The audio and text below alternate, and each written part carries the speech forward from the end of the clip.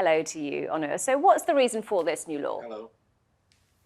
Good evening. Well, it's because there was a lack of such a law to not regulate, but at least find the responsible person for these social media outlets that are operating in Turkey. To date, prior to this law, there was no obligation for them to keep an office or even keep a representative.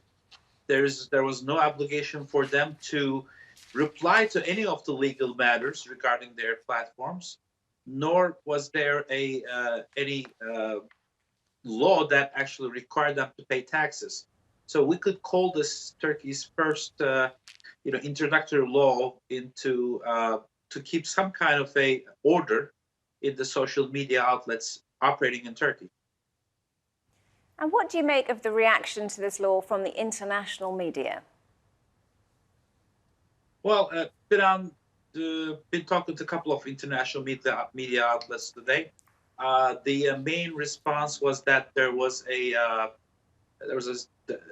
a sense by some in Turkey, mostly on the opposition side, that this would be actually used as a tool to reduce freedom of speech in Turkey, or for the ruling party to use this as a political tool, which all is coming from the local opposition parties in Turkey.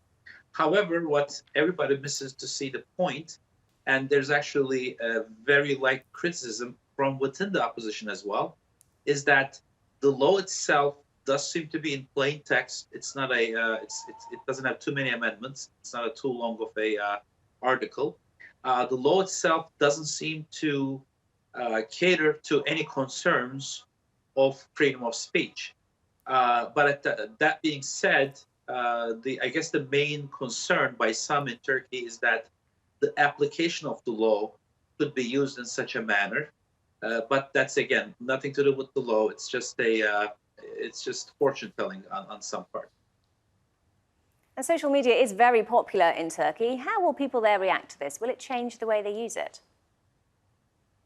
I think they're skeptical. They're definitely keeping a cautious eye as to I think most understand that this law by itself is a pretty decent law. There's nothing in there that will, prohibit or reduce their freedom of speech. But some are hesitant as to how this will be applied. So they're keeping a skeptical eye. And also, please do let's underscore the point that Turkey is in top 10 in all the major social media outlets by usage in the world. Actually, in some of them, it's in top 3 or top 4. So this is a huge market for social media all the social media companies all around the world.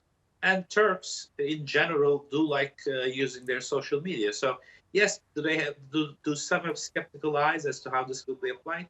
Yes, but I think everybody's at a point where they want to wait and see how this plays out.